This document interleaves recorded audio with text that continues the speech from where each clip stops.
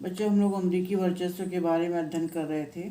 अभी हम अध्ययन कर रहे थे ढांचागत ताकत के अर्थ में, जिसमें आपने देखा कि अमेरिका का जो ढांचा, जो बनावट, संरचना है वो बेजोड़ है, क्योंकि उसकी तुलना दुनिया में किसी देश से नहीं है। और आपने ये भी देखा कि अगर किसी के देश में 3 कंपनियां हैं तो उस 3 कंपनियों में से एक कंपनी अमेरिकी कंपनी जरूर है।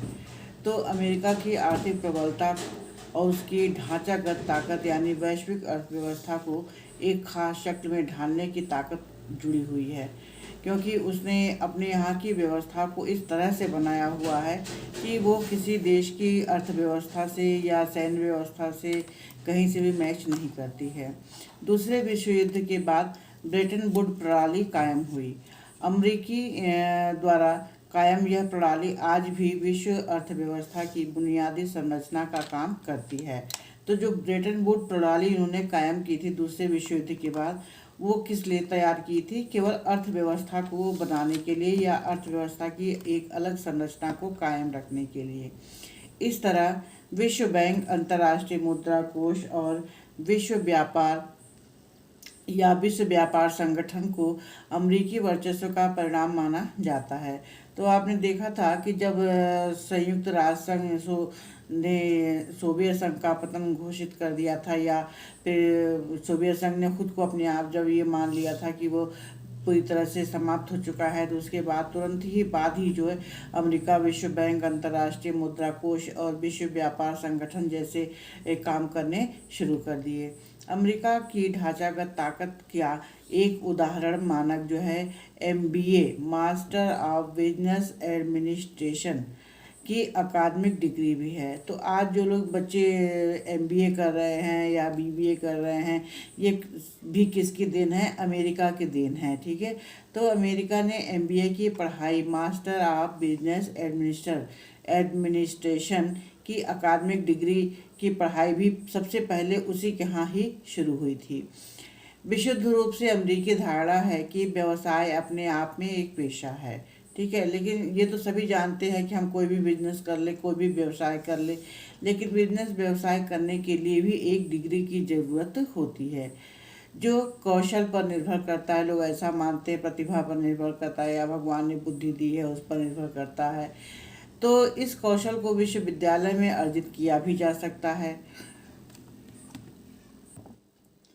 तो लोगों ने ये कहा कि अगर किसी के पास प्रतिभा है, कौशल है, आगे बढ़ने की क्षमता है, कुछ करने की चाहत है, तो उसको एक डिग्री मिलनी चाहिए। तो MBA की पढ़ाई भी अमेरिका में ही सबसे पहले इसकी शुरुआत की गई, और इस में देखा गया कि यूनिवर्सिटी ऑफ पेंसिल्वेनिया में वाहर्टन स्कूल के नाम से पहला विश्व में बिजनेस स्कूल खुला, जो अमेरिका में है। ठीक है, कहाँ पर है? पेंसिल्वेनिया में। यूनिवर्सिटी ऑफ पेंसिल्वेनिया में वाहर्टन स्कूल के नाम से जो है पहला बिजनेस स्कूल खुला, जो विश्व का पहला स्कूल माना जाता है। और इसकी स्थापना कब हुई थी? 1881 में।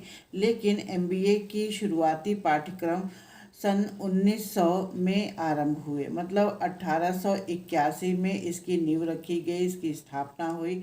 और उसके 20 साल के बाद 1900 में क्या हुआ कि अमेरिका ने इस पाठ्यक्रम को शुरू किया, अर्थात पढ़ाना शुरू किया।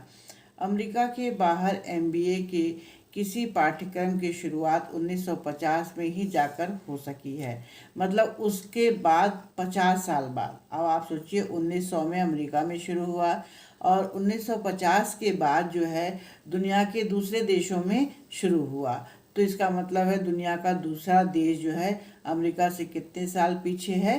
50 साल।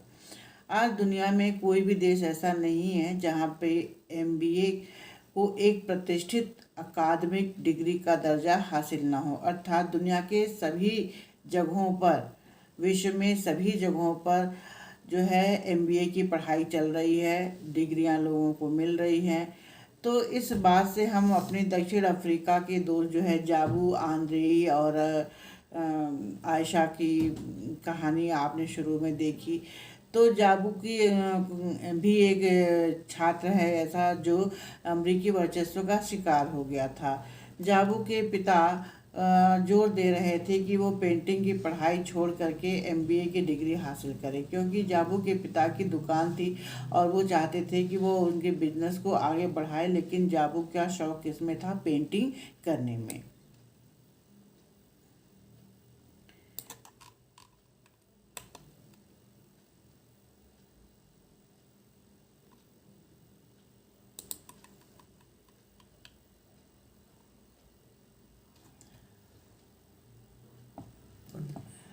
अब हम अमेरिकी वर्चस्व में अध्ययन करेंगे। अमेरिका का जो वर्चस्व है सांस्कृतिक अर्थ में।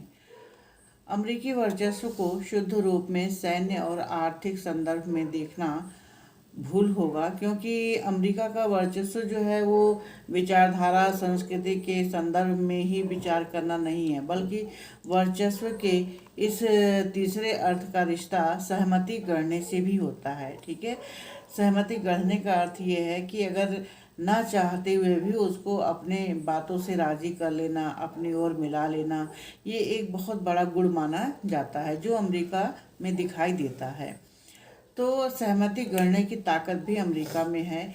यहाँ वर्चस्व का आशय सामाजिक, राजनीतिक और खासकर विचारधारा के धरातल पर किसी वर्ग की बढ़त या दबदबे से है। तो अगर कोई देश आगे निकल रहा है, बढ़ रहा है, तो अमेरिका क्या कर सकता था कि उसको अपनी ओर मिला सकता है, अपनी ओर खींच सकता है, अपनी ओर प्रभावित कर सकता है।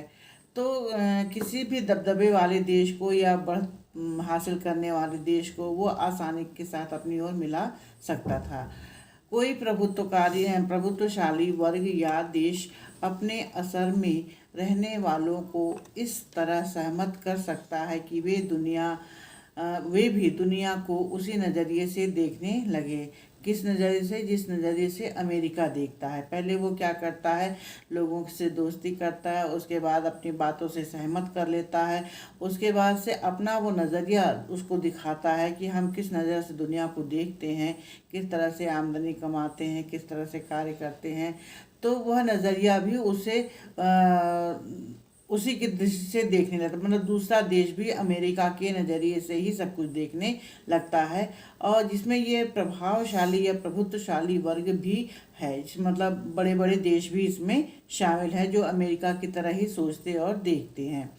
इससे प्रभुत्वशाली की बढ़त और वर्चस्व भी कायम होता है। इससे फिर किसका वर्चस्व कायम होता है? अमेरिका का, क्योंकि नज़रिया वही प्रदान कर रहा है देखने का सबको, तो उसका ही वर्चस्व, उसका ही प्रभाव बढ़ेगा। इस तरह से विश्व राजनीति के दायरे में अमेरिकी वर्चस्व के इस अर्थ को लागू करें तो स्पष्ट होगा कि प्रभुत्वशाली देश सिर्फ सैन्य ताकत से ही काम नहीं लेता, वह अपने प्रतिद्वंदी और अपने से कमज़ोर देश के व्यवहार बर्ताव को भी अपने मनमाफिक बना लेता है। मतलब जो अमेरिका के मनमाफिक नहीं होता है वो क्या करता है, उसे भी अपने मन के अनुसार बना लेता है, उसका आचरण व्यवहार भी उसी तरह से बना लेता है। तो उसकी विचारधारा से जुड़ना भी और उसकी विचारधारा का इस्तेमाल करना भी एक बहुत बड़ी बात मानी जाती है, जिसमें ज़्यादातर देखा जाता है कि कमज़ोर देशों के लिए व्यवहार बर्ताव को इस तरह से वो प्रभावित करता है और उससे सबसे ज़्यादा ताकतवर देश अपना हित साधन हो, उसका प्राबल्य बना रहे। तो ये सारी चीज़ें दिखाई देती हैं।